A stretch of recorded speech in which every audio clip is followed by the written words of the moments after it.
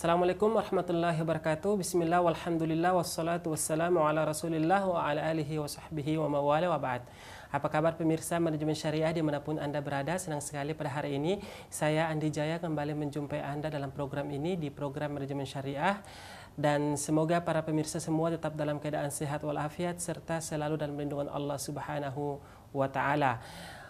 Pada pertemuan pekan lalu telah kita membahas belajar manajemen dari kisah Nabi Ayub alaihi salatu wassalam, dan insya Allah pada tema kita hari ini kita akan belajar manajemen dari kisah Nabi Ilyas alaihi salam. Dan alhamdulillah telah hadir di studio kita pada hari ini narasumber kita Bapak Dr. Henry Tanjung. Assalamualaikum Bapak. Waalaikumsalam warahmatullahi wabarakatuh. Sehat Pak? Alhamdulillah. Alhamdulillah. Insya Allah hari ini kita akan membahas Nabi Ilyas ya, iya, belajar manajemen dari kisah Nabi Ilyas alaihi salatu wassalam. Ya. Mungkin bisa disebutkan kira-kira di Nabi Ilyas ini disebutkan dalam Al-Quran surah berapa, ayat berapa? Ya, baik.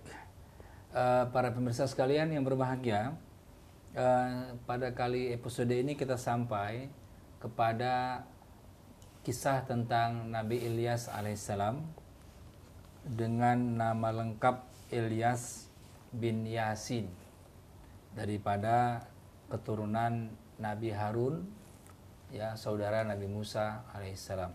Ya. Ya, ini dapat kita lihat dalam surat As-Saffat, ya, ayat 123 sampai 132. Nah, kalau nabi-nabi lain itu banyak diceritakan dalam berbagai surat, tetapi kalau Nabi Ilyas ini di dalam Al-Quran hanya dijelaskan dalam surat ini saja. Dalam surah As-Saffat aja ya Ustaz. As-Saffat saja, tidak ada. Tidak seperti dengan tidak seperti dengan Nabi Ayub yang telah kita sebutkan pada pertemuan sebelumnya. Surat, kurang lebih ada 4 surat yang disebutkan ya. Yang Nabi Musa yang paling banyak. Ya. Hampir setiap surat ada sepertinya ya. Ya. Nabi Yusuf, Nabi Sulaiman dan lain-lainnya. Tapi Nabi Ilyas ini kita bisa lihat hanya dalam 1 surat saja, itu pun ceritanya itu tidak panjang ya. Yaitu pada surat As-Saffat ya. As-Saffat ini surat yang ke-37 ya. Setelah surat Yasin, ayatnya 123 ya. Mungkin bisa dibacakan sama Ustaz Andi. Baik, dan saya mengajak ya kepada pemirsa di rumah untuk kita baca bersama-sama, tepatnya di Quran surah As-Saffat ya, surah yang ke-37 ayat yang ke-123 sampai dengan ayat 132. Kita baca bersama-sama. A'udzu billahi minasy syaithanir rajim. Wa inna Ilyasa laminal mursalin idh qala liqaumihi ala tattaqun atad'una ba'lan wa tadharuna ahsanal khaliqin Allah rabbakum wa rabb abaikumul awwalin fakadzabuhu fa innahum lamuhdharun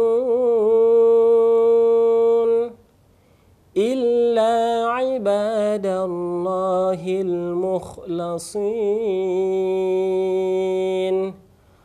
wa tarakna alayhi fil akhirin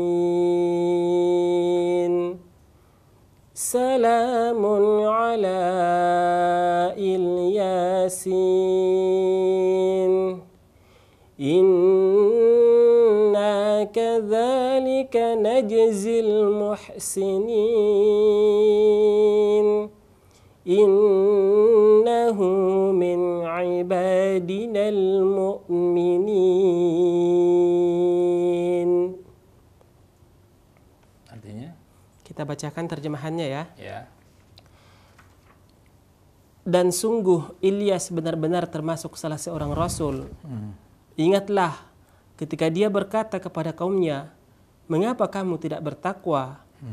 Patutlah kamu menyembah ba'i dan kamu tinggalkan Allah sebaik-baik pencipta, yaitu Allah Tuhanmu dan Tuhan nenek moyangmu yang terdahulu. Tetapi mereka mendustakannya, maka sungguh mereka akan diseret ke neraka. Kecuali hamba-hamba Allah yang disucikan dari dosa, dan kami abadikan untuk Ilyas pujian di kalangan orang-orang yang datang kemudian. Selamat sejahtera bagi Ilyas. Demikianlah kami memberi balasan kepada orang-orang yang berbuat baik. Sungguh dia termasuk hamba-hamba kami yang beriman. Ya. Para pemirsa sekalian yang berbahagia, ini kisah Nabi Ilyas ini bisa kita dapati dalam rentetan daripada ayat tadi. Itu dijelaskan bahwasanya Nabi Ilyas ini itu nabi yang aktif berdakwah di tengah-tengah kaumnya. Ya. Jadi kita lihat misalkan wa inna Ilyas laminal mursalin. Jadi disebutkan namanya Ilyas itu merupakan sebagian daripada rasul-rasul yang diutus oleh Allah Subhanahu wa taala. Ya. Kemudian ini dari kaum mana ini? Ini adalah dari kaum Bani Israel. Kaum Bani Israel. Ya, kaum Bani Israel. Jadi dan memang ini seperti tadi yang saya jelaskan di awal, nama lengkapnya adalah Ilyas bin Yasin. Ya, merupakan keturunan daripada Nabi Harun, ya, saudaranya Nabi Musa alaihissalam. Nah, sama dengan nabi-nabi sebelumnya, ya, ajakannya kepada satu, ya, kepada tauhid. Idz qala liqaumihi, ketika dia berkata kepada kaumnya, ala tattaqun, ya. Dalam tafsirnya dijelaskan alla takhafunallah, ya. Kenapa engkau tidak takut kepada Allah? Kenapa engkau tidak bertakwa kepada Allah? Kenapa engkau menyembah yang lain, gitu ya? Tidak menyembah kepada Allah, ya. Nah, itu selalu ajakannya seperti itu. Kemudian siapa yang mereka sembah? Atada'una ba'lan. Nah, mereka menyembah yang namanya ba'lan. Ba'al, ya, Ba'al ini nama daripada berhala di zaman itu, ya. Diberi namanya ba'lan, itu namanya dari salah satu berhala. Ya, wa tazaruna ahsanal khaliqin, dan engkau meninggalkan, ya, ahsanal khaliqin, pencipta yang terbaik, sebaik-baik pencipta, ya. Sebaik-baik pencipta itu adalah Allah Subhanahu wa taala, ya. Dalam tafsirnya juga dijelaskan wa tatrukuna ibadatu rabbikum ahsanal khaliqin, ya. Apakah engkau meninggalkan untuk beribadah kepada Tuhanmu, itu, ya, Tuhanmu sebaik-baik pencipta. Kemudian siapa itu ahsanul khaliqin itu? Siapa itu sebaik-baik pencipta itu? Pada ayat berikutnya dijelaskan Allah, itulah dia Allah. Nah, ya. Jadi bahasa Al-Qur'an itu adalah bahasa tanya kemudian berjawab. Biasanya begitu, ya. Jadi ketika ditanya siapa itu, maka ayat berikutnya merupakan jawaban. Iya. Allah. Allah itu siapa juga? Allah adalah Rabbakum. Allah itu adalah Tuhan engkau sekalian, Tuhanmu. Wa Rabba abaikum, dan Tuhan daripada bapak-bapak kamu, ya. Al-awwalin, sebelumnya. Ya, jadi merupakan Tuhan daripada mereka dan bapak-bapak mereka, ya. Jadi di sini dijelaskan bahwasanya Baal itu, ya, itu begitu terkenal ketika itu, ya. Jadi semua orang kemudian pergi menyembah Baal, ya, atau Ba'labak, itu ada juga yang menyebutkan namanya Ba'labak, ya. Seperti Qurtubi, ya, Imam Abu Qurtubi mengatakan itu namanya Ba'labak, ya. Ya, jadi bermakna adalah Tuhan, ya, yang disembah, kira-kira begitulah. Nah, kemudian fakadzabu. Sekali lagi itulah tantangan daripada nabi-nabi, tantangan daripada dakwah nabi, begitu Nabi mengajak mereka untuk beriman, ya, untuk menyembah kepada Allah saja, ya, Tuhanmu dan Tuhan bapak-bapak sebelum kamu, ya.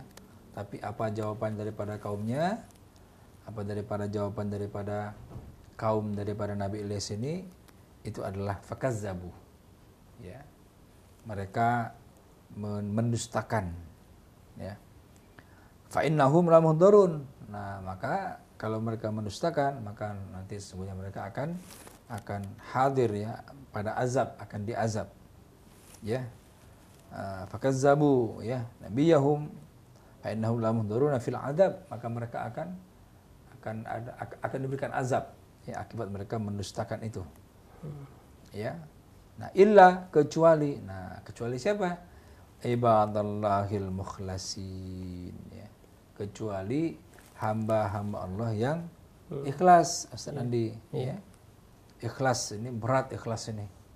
Nanti kita akan coba jabarkan seperti apa ikhlas itu. Ya, karena di sini orang yang ikhlas itu adalah orang yang bebas daripada azab daripada Allah Subhanahu wa taala. Ya. Nah, di situ. Kemudian wa tarakna alaihi fil akhirin, ya. Kemudian kami tarakna ala Ilyas, ya, yang baik-baik, ya, yang baik-baik sampai hari kiamat.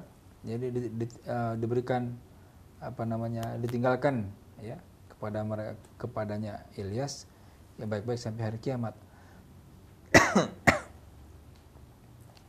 Artinya sebagai apalah? Sebagai pujian, contoh, ya, sebagai pujian, ya. Ya. Jadi kalau ada orang menyebut-nyebut namanya, ya, kan ada orang meninggal sebut-sebut namanya, ya kan, berarti dia memuji-muji, ya, sebagai contoh, sebagai pujian. Nah, salamun ala Ilyasin, ya. Salam, jadi keselamatan, kesejahteraan kepada Ilyasin, ya. Nah, apa itu makna Ilyasin? Nah, ya, itu salam minna alaihi kepada Ilyas wa ala ali Yasin, dan kepada keluarga Yasin, karena bapaknya Yasin. Ilyas bin Yasin. Jadi Ilyasin, ya. Jadi Ilyas bin Yasin, Ilyasin. Ini indahnya, ya. Indahnya panggilan-panggilan dalam konteks Arab, ya. Ya. Nah, kemudian inna kadzalika, dan sesungguhnya hal itulah nadzil, kami membalas orang-orang yang berbuat baik, muhsinin, ya. Innahuma, mereka berdua, min ibadina, adalah daripada hamba-hamba kami, mukminin, orang yang beriman, ya, orang yang ikhlas dalam berbuat, ya. Nah, itulah orang-orang yang Allah berikan kebaikan-kebaikan baik di dunia maupun di akhirat. Para pemirsa sekalian yang berbahagia, kita tidak mendapatkan cerita yang agak panjang, yang agak detail daripada Nabi Ilyas ini, dan saya juga udah lihat di beberapa kitab itu tidak menemukan, ya, tidak menemukan secara detail kisah mengenai Nabi Ilyas ini. Tetapi di sini ada hal yang sangat menarik, yaitu penjelasan tentang siapa itu orang yang terbebas daripada azab Allah. Itu adalah orang-orang yang ikhlas, ya. Dan di ujung ayat ini juga itu dijelaskan bahwasanya Nabi Ilyas itu Allah berikan pujian karena juga Nabi Ilyas itu ikhlas. Nah, ini mungkin kunci, ya, manajemen yang bisa kita ambil adalah manajemen ikhlas. Ya. Ya, seperti apa itu manajemen ikhlas? Ya. Nanti kita akan coba, ya, untuk kita gali lagi pada segmen yang kedua. Oke. Baik. Sebelum kita lanjutkan, ya, dan di sini disebutkan fakadzabuhu fa innahum lamuhdharun illa ibadallahil mukhlasin. Berarti Allah menyebutkan ada pengecualian, ya, orang-orang yang ikhlas saja yang kemudian tidak mendapat azab dari Allah Subhanahu wa taala. Pada pembahasan yang lalu ketika kita membahas Nabi Ayub alaihissalatu wassalam, disebutkan bahwa Nabi Lut, maksud saya, mohon maaf, disebutkan bahwa kemudian keluarga Nabi Lut diselamatkan, disuruh kemudian berpindah dari kampung tersebut, tetapi kecuali istrinya. Betul. Ya kan? Iya. Apakah tidak disebutkan untuk Nabi Ilyas ini sendiri siapa orang-orang yang masih setia menyertai Nabi Ilyas pada saat itu? Tidak ada penjelasan. Ya, jadi di dalam tafsir juga saya belum menemukan. Ya, mungkin pemirsa di rumah sudah ada yang menemukan. Nanti boleh kita share ya. Tapi artinya sejauh yang saya baca, ya sejauh kitab yang saya cari, saya belum menemukan itu keterangan-keterangan seperti itu. Ya, jadi ini memang kita coba fokuskan saja kepada manajemen ikhlas tadi. Iya. Ya, manajemen ikhlas yang mungkin pada hari ini sangat langka, ya, sangat langka terjadi. Iya. Ya, mungkin kalau ada mungkin 1001 barangkali. Iya, ya. betul. Tapi ini kita perlu gali. Iya. Ya, di dalam pekerjaan kita, dalam kita bekerja di kantor, di perusahaan, ya, di pegawai negeri, di rumah juga, termasuk juga di rumah. Baik. Ya. Sebelum kita lanjutkan, saya ingin bertanya, masih ingin menanyakan satu hal lagi. Seperti yang saya sebutkan tadi bahwa nama lengkap dari Nabi Ilyas ini adalah Ilyas bin Yasin, ya. Ya. Namun di ayat yang kita baca tepatnya di ayat yang ke-130 disebutkan salamun ala Ilyasin. Iya. Ilyasin, ya. Ya, tidak disebutkan Ilyas ibn Yasin. Tidak. Apakah sama aja Ustaz seperti Ya, itu? jadi kalau itu tafsirnya ya, nanti boleh pemirsa di rumah boleh baca ini kitab yang saya buka ini, tafsir Imam As-Sabuni, Imam Ali As-Sabuni. Itu dijelaskan ya, Ilyasin itu adalah istilah dalam bahasa Arab ya. Itu untuk menjelaskan salam minna alaihi kepadanya wa ala ali Yasin ya, dan juga kepada keluarga Yasin. Jadi tidak hanya sendiri. Jadi mungkin Ilyas dan orang-orang yang satu pengikutnya lah, kira-kira begitu ya, Ilyasin. Ya, di sini juga misalkan digambarkan di dalam tafsir ini Mikal misalkan ya. Mikal itu kemudian menjadi Mikail ya. Nah, itu juga hampir sama polanya. Ya. Jadi artinya tidak sendiri gitu ya. Tapi jamak di situ. Ya. Jamak dia maknanya di situ. Itu penjelasannya Ustaz Andi. Jadi memang ada di dalam tafsirnya kalau itu. Karena kalau secara literal diterjemahkan di sini, selamat sejahtera bagi Ilyas ya. Tidak disebutkan bahwa keselamatan yang dimaksudkan adalah kepada Ilyas dan juga kepada keluarga-keluarga Nabi Ilyas. Seperti itu Ustaz ya. Iya, di sini dijelaskan misalkan huwa Ilyas. Jadi Ilyasin itu apa? Huwa Ilyas wa man amana ma'ahu jama'u ma'ahu. Wa man amana ma'ahu wa jama'a ma'ahu. Wa man amana ma'ahu jama'u ma'ahu. Tagliban. Jadi memang dia dan orang yang beriman bersama dengan dia. Gitu. Baik. Gitu, ya. Ya baik, kita akan membahas secara terperinci lagi ya, apa sih yang bisa kita petik atau mengambil hikmah dari kisah Nabi Ilyas ini. Pemirsa jangan kemana-mana, kami akan segera kembali setelah jeda pariwara berikut.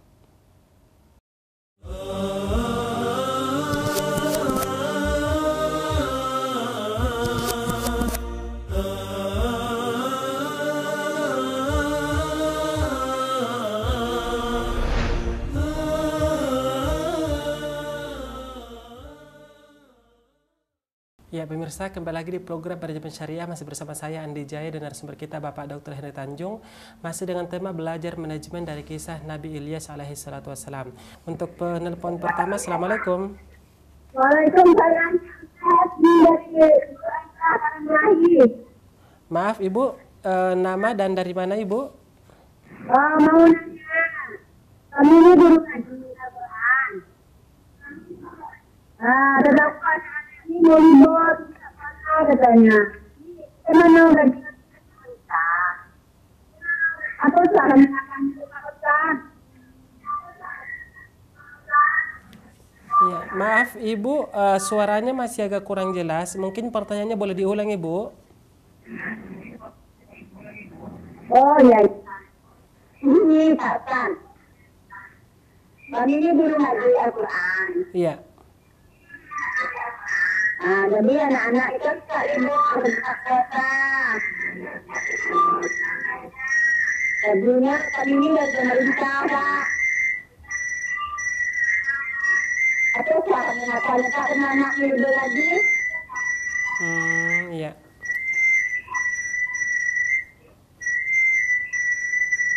Assalamualaikum.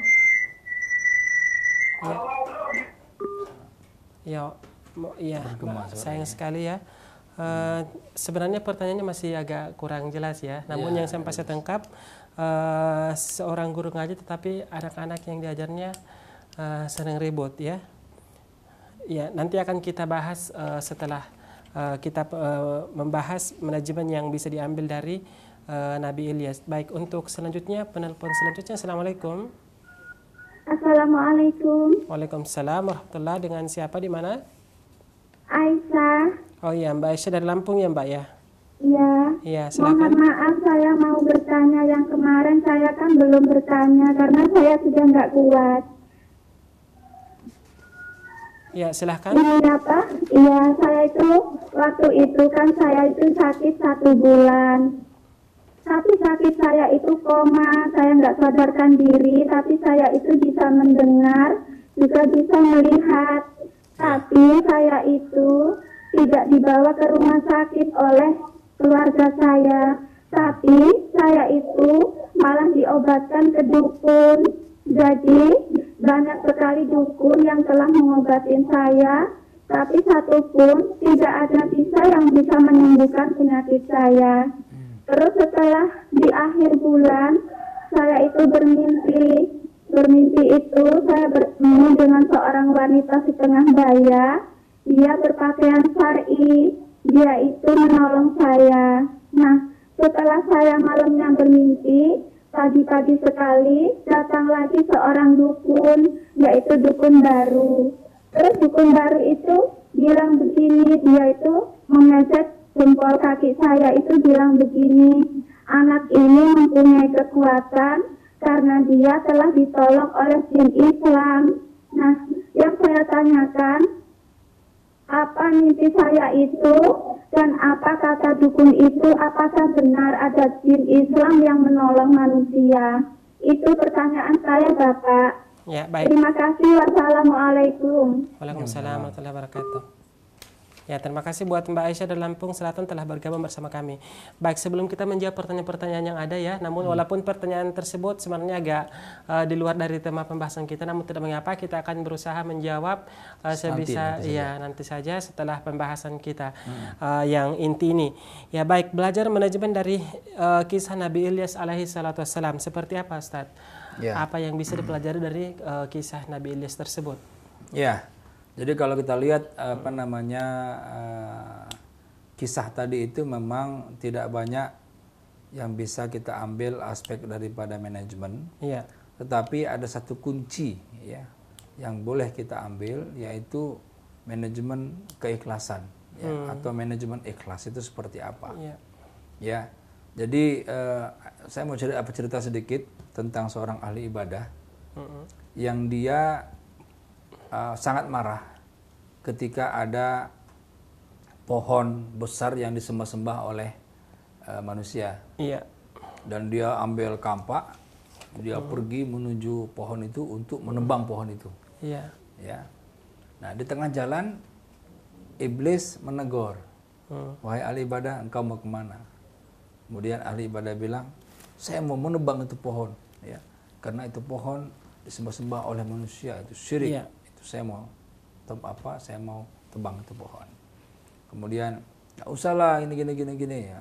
Akhirnya ya berantem, kemudian dia bergumul ya dengan jin itu, dengan iblis itu, dan iblis kalah. Iblis itu kalah, kemudian bergumul lagi, kalah lagi. Ya. Nah, kemudian akhirnya jin bilang, oke lah kalau gitu aku mengaku kalah. Tapi tolong jangan tebang pohon itu. Gini aja, kamu pulang kembali ke rumah. Saya tahu kamu ini orang miskin, ya, perlu uang dan sebagainya. Kamu pulang ke rumah, nanti setiap pagi saya kasih kamu 2 dinar. Jadi begitu kamu bangun tidur, di bantalmu ada 2 dinar. Ya. Deal, oke lah, deal. Pulanglah si Ali Abid itu, si Ali Ibadah itu pulang lagi ke rumahnya. Nah besoknya pas dia bangun tidur, dia lihat, wah ada 2 dinar. Ada, benar nih si iblis ini. Malam kedua bangun, ada lagi 2 dinar lagi. Nah, malam yang ketiga bangun, udah nggak ada. Marah lagi dia. Ya, marah lagi dia. Oh kalau gitu saya mau hancurkan ini pohon itu. Pergi lagi dia, di tengah jalan ketemu lagi sama si iblis. Tanya lagi, kau mau kemana? Dia bilang mau nebang pohon itu. Kemudian terjadi perkelahian ya. Kali ini yang menang iblis. Ya, kalau pertama yang menang si ahli ibadah, kali ini yang menang iblis. Sehingga si ahli ibadah itu heran. Bilang, loh kenapa saya kalah ini? Kemarin saya bisa menang. Apa kata iblis? Kemarin itu engkau menang karena engkau ikhlas. Karena engkau menebang pohon itu karena Allah, ikhlas. Tapi kali ini engkau kalah karena engkau menebang pohon itu tidak ikhlas. Karena sudah ada unsur fulus. Ya. Karena engkau marah, engkau tidak dikasih fulus, engkau tebang itu pohon. Ini maknanya bahwasanya luar biasa manajemen ikhlas itu. Ya. Bisa mengalahkan ya jin, iblis ya. Bisa mengalahkan iblis. Jadi kalau itu kita lihat dahsyatnya manajemen ikhlas itu seperti itu. Nah, tetapi para pemirsa sekalian, ada musuh ikhlas yang paling nyata. Iya. Itu namanya riya. Iya. Ya, riya. Dan ini luar biasa disebutkan ya. Bahkan orang yang riya ini dalam Al-Qur'an itu masuk neraka kan? Ya kan? Alladzina hum apa itu yang surat Al-Maun coba alladzina hum yura'un wa yamna'un al-maun. Ya. Jadi orang yang riya ya ingin dilihat enggak akan selamat. Ya. Nah, jadi riya itu yang harus kita betul-betul sadari pertama. Yang kedua, kita pahami bahwasanya itu riya. Iya. Yang ketiga, bagaimana kita berusaha untuk menghindar daripada riya itu. Nah, para pemirsa sekalian, riya itu paling tidak ada 5 macam. Iya. Ya. Nah, riya yang pertama itulah riya tentang badan. Riya dengan badan. Badan. Iya. Riya dengan tubuh. Ya. Misalnya apa? Misalnya mata dibuat cekung ya, supaya kelihatan orang mempercantik bangun diri malam, seperti itu ya. Bukan. Oh iya ya. Supaya jadi badan dibuat kurus ya, supaya orang zuhud, supaya orang bilang zuhud ya. Rambut tidak pernah disisir ya, supaya orang bilang wow dia itu mikir akhirat sampai nggak punya waktu untuk nyisir rambut misalnya. Ya, ini berbahaya nih. Ya. Ini riya dengan badan. Iya. Ya. Nah, artinya kita harus pahami bahwasanya Rasulullah orang yang sangat memperhatikan dirinya. Iya. Ya. Dia bersisir ya. Penampilannya selalu menarik ya kan, bersih, rapi ya. Nah. Kemudian misalnya bibir dibuat kering selalu ya, supaya dikira berpuasa terus gitu kan. Nah, padahal Islam bilang kalau engkau berpuasa bibirmu kering basahilah biar ada kesegaran muncul ya. Karena kalau kita melihat orang itu segar, maka kita akan jadi segar. Itu hati-hati, itu adalah riya. Riya dengan badan. Ya. Yang kedua, riya dengan perbuatan. Nah, ya. Riya dengan tingkah laku, riya dengan pakaian. Misalnya ya. Misalnya kita kemana-mana pakai jubah ya, tapi tidak karena Allah ya, atau kemana-mana pakai sorban ya, tapi tidak karena Allah, karena manusia. Apalagi kalau jarang sholat ya. Kalau jarang sholat ya. Ini artinya apa? Ini tingkah laku yang menurut kita jadi aneh ya. Atau kemana-mana bawa tasbih, tapi tidak karena Allah. Ada orang memang kemana-mana bawa tasbih, tapi dia karena Allah. Ya, tapi ini tidak. dia bawa tasbih kemana-mana tapi tidak kenal. Supaya orang bilang, oh dia itu orang yang berzikir. Ya. Ini bahaya riya. Tidak ikhlas, pasti tidak ikhlas. Ya. Karena niatnya sudah berubah. Ya. Yang ketiga ada riya dengan perkataan. Ya. Nah, ya. Perkataan. Jadi kalau dia berbicara itu selalu menggunakan istilah-istilah asing yang orang tidak paham misalnya, ya. Supaya dia itu orang pintar. Nah, gitu kan. Nah, ini merupakan salah satu riya, aspek riya ini. Ya. Kemudian kalau dia mendebat dan itu kadang menyusup tanpa kita sadari. Tanpa disadari. Justru itu makanya PR kita pertama adalah menyadari itu adalah riya. Ya. Itu dulu.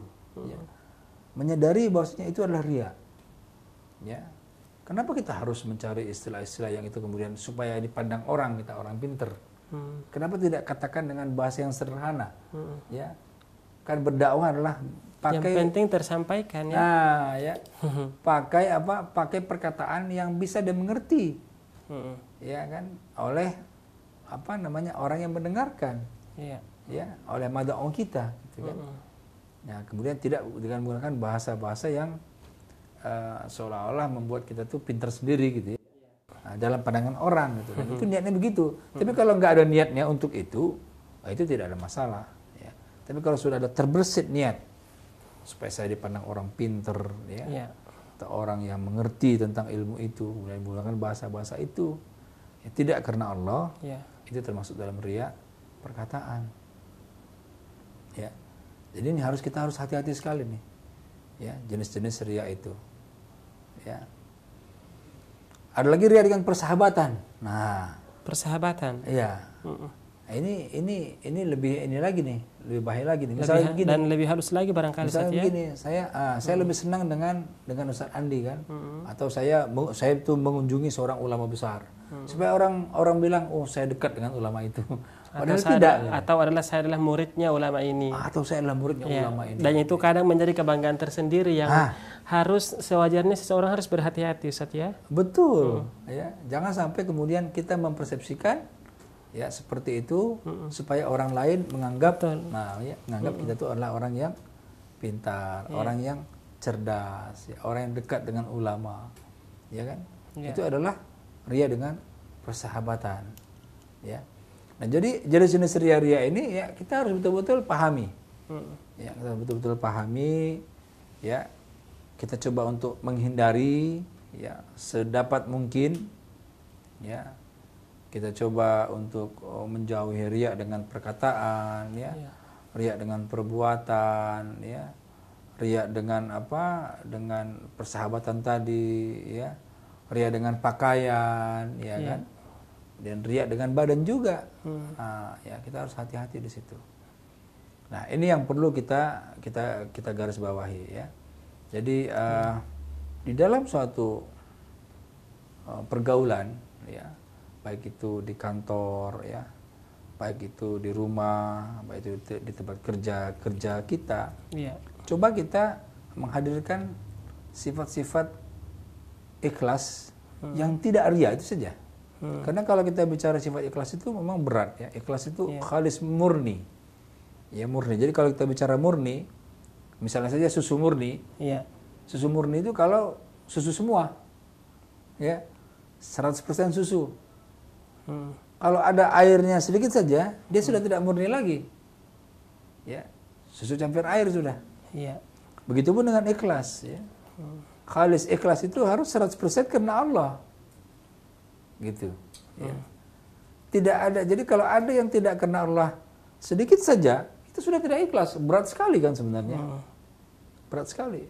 Padahal kita Allah perintahkan wa ma umiru illa liya'budullaha mukhlishina lahuddin ya. Dan kamu tidaklah diperintahkan oleh Allah ya untuk menyembah kepada Allah, untuk beribadah kepada Allah kecuali dengan ikhlas semata-mata karena Allah. Ini ikhlas semata-mata karena Allah. Jadi coba para pemirsa sekalian, ini coba kita pahami ya.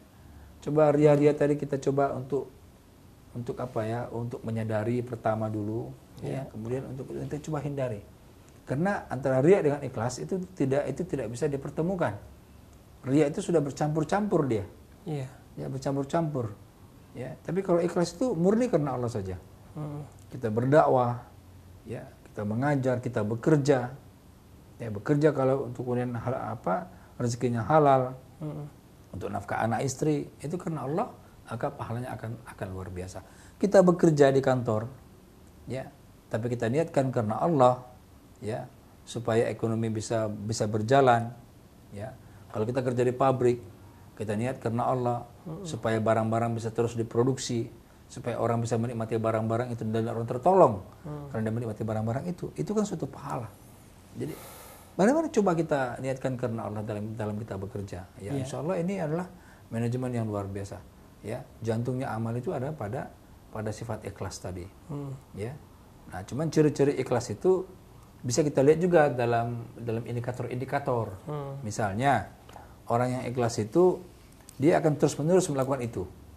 Istiqomah rutin ya. Dia misalkan orang yang ikhlas dalam sholat, ya, mau hujan, mau panas, ya, mau petir, mau apa, dia tetap terus ke masjid. Mau terang, mau cerah itu masjid. Jadi suasana itu tidak mempengaruhi, ya, amal dia kepada Allah Subhanahu Wa Taala. Karena apa? Karena dia niatkan karena Allah saja. Apapun faktor-faktor luar itu tidak dia perhitungkan. Jadi kriterianya bisa kita lihat daripada keistiqomahan. Jadi orang yang misalkan kalau di stasiun TV misalkan, ya, istiqomah dalam berdakwah itu sudah merupakan kategori ikhlas. Ya. Jadi ketika diiming-iming segala macam untuk berubah haluan menjadi tidak dakwah misalnya, ya, menjadi TV komersil misalnya, ya, atau menjadi TV hiburan misalnya, maka itu menjadi tidak dakwah dia, ya, maka dia menjadi tidak ikhlas dari situ, ya. Nah, artinya kategori-kategori istiqomah itu menjadi penting sekali. Makanya Allah berfirman dalam surat Fussilat itu, ya, innal ladzina qalu rabbunallahu tsumma istaqamu, ya, tatanazzalu alaihimul malaikah. Ya, sesungguhnya orang-orang yang mengatakan Tuhan kami adalah Allah, ya, sumastaqam, kemudian dia istiqomah. Nah, istiqomah ini kriteria ikhlas.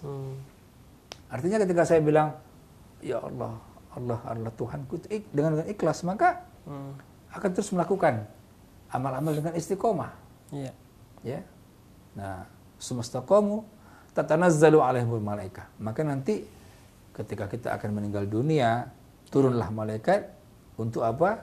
Untuk mengatakan kepada kita, alla takhafu wa la tahzanu. Ya, janganlah engkau takut, janganlah engkau bersedih hati. Wa absyiru bil jannah, Allah telah memberikan kabar gembira dengan surga, allati kuntum tu'adun, yang sudah Allah siapkan untuk itu, untuk orang-orang yang istiqomah itu. Jadi para pemirsa sekalian, ikhlas, ya, merupakan indikator daripada istiqomah, ya. Orang yang melakukan sesuatu itu tidak dengan istiqomah, itu juga merupakan cerminan dia tidak ikhlas. Tidak ikhlas. Ya. Itu yang pertama. Yang kedua, sungguh-sungguh.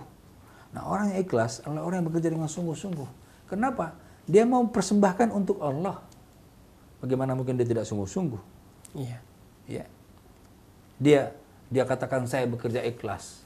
Itu artinya dia persembahkan kerjanya untuk Allah.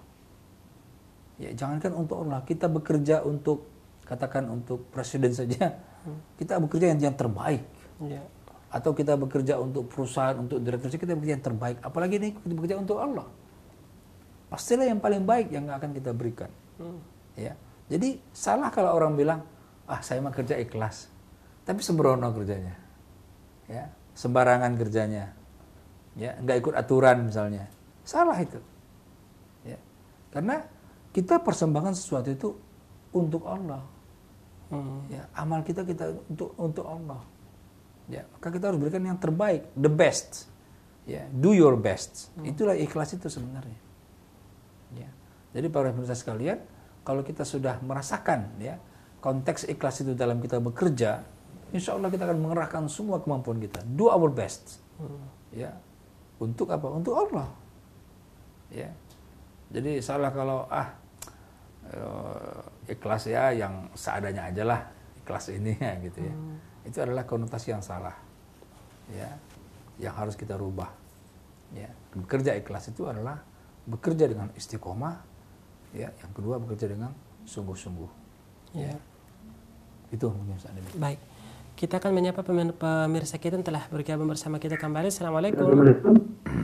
Salam. Assalamualaikum. Ya, Iya. silakan. Dengan siapa di mana?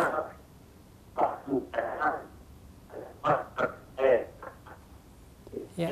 Mohon maaf Bapak, suaranya agak kurang jelas Pak. Mungkin bisa handphonenya agak dijauhkan dari televisinya ya. Iya. Boleh diulang pertanyaannya? Ya. Ya Pak Ustadz, Ya, silakan. dulu masih muda saya bertambah berkeley, saya jadi itu tenaga dalam yang ada. Anak itu tidak tahu itu kan. Tahunya sekarang itu perbuatan muslim. Saya tanyakan, apakah ibadah sholatnya amal sholat yang dilakukan selama ini diterima oleh Allah? Apa enggak? Saya kok Pak jadi guru itu adalah Allah. Kenapa itu? Ya, ya. Pertanyaannya dipahami ya Pak ya? Iya, iya. Baik. Jadi Ya baik, terima kasih ya telah bergabung bersama kami. Silakan Pak. ya, jadi kalau misalkan dulu amalnya itu tidak bagus ya, kemudian itu harus diganti dengan amal yang lebih bagus ya. Jadi kalau karena kita tidak tahu itu Allah maafkan ya.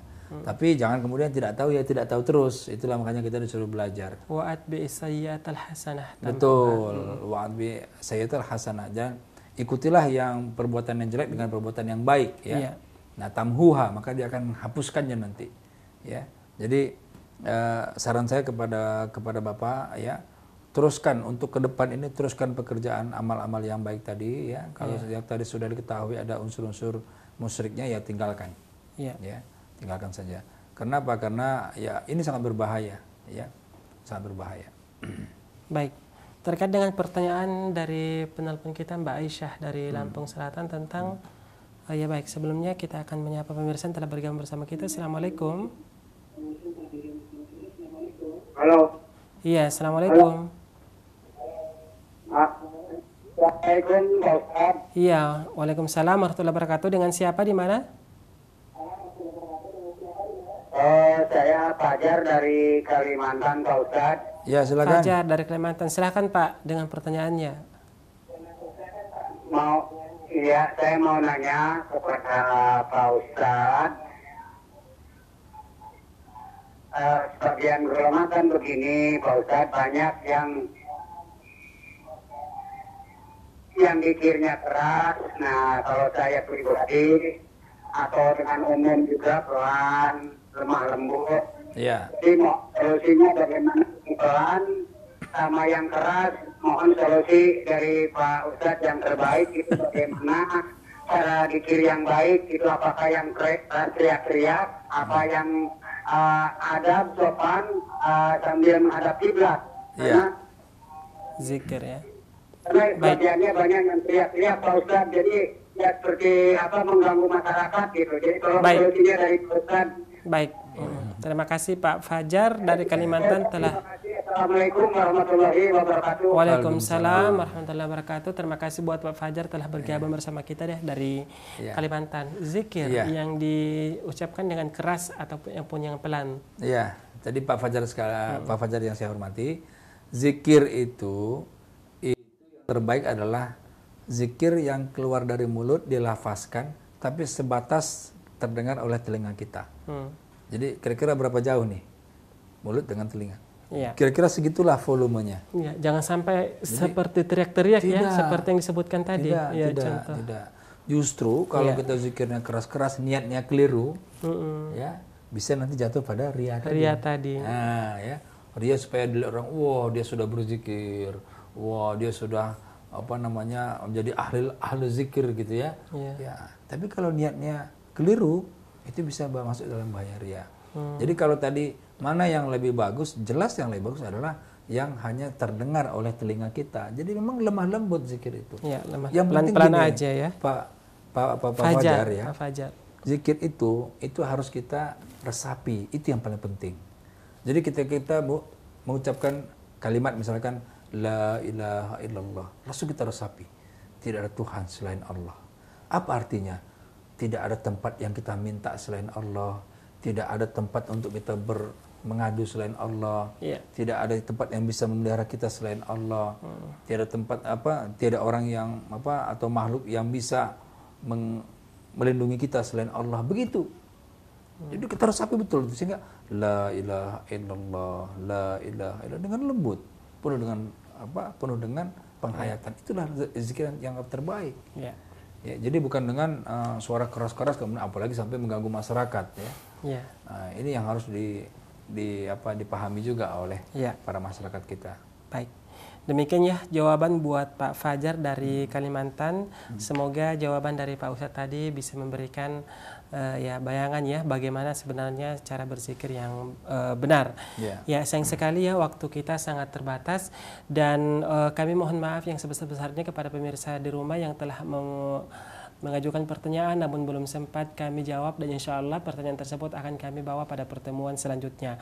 Dan sebelum kita berpisah, saya ingin menutup perjumpaan kita ini terkait dengan pembahasan ria, Ustadz ya, dan usaha untuk meninggalkan ria dan berusaha untuk berbuat ikhlas yang dengan seikhlas-ikhlasnya. Saya ingin menutup perjumpaan kita dengan sebuah potongan ayat dari Allah Subhanahu wa taala ketika Allah Subhanahu wa taala menyebutkan tentang perumpamaan sikap ria dalam Al-Qur'an. Kalladzi yunfiqu malahu ria'an nasi wa la yu'minu billahi wal yawmil akhir famathaluhu kamathali safwanin 'alaihi turabun fa asabahu wabilun fatarakahu salda la yaqdiruna 'ala syai'in mimma kasabu wallahu la yahdil qaumal kafirin. Betul. Perumpamaan orang-orang yang berinfak dan tidak dengan ria dan tidak beriman kepada Allah Subhanahu wa taala, perumpamaannya adalah seperti batu licin yang di atasnya ada debu dan batu licin tersebut ditimpa dengan hujan lebat dan hilanglah debu tersebut dan tinggallah batu licinnya. Dan orang-orang yang berinfak tadi yang dengan cara yang ria tidak akan mendapatkan manfaat sedikit pun dari apa yang dia lakukan. Kita berlindung kepada Allah Subhanahu wa taala dari sikap ria, dan mudah-mudahan Allah Subhanahu wa taala menjadikan kita sebagai orang-orang yang mukhlisin. Amin. Ya. Baik, akhir kata saya Andi Jaya dan narasumber kita Bapak Dr. Henry Tanjung mohon undur diri, dan mewakili seluruh kru yang bekerja pada hari ini mengucapkan terima kasih yang sebesar-besarnya. Wassalamualaikum warahmatullahi wabarakatuh. Waalaikumsalam warahmatullahi wabarakatuh.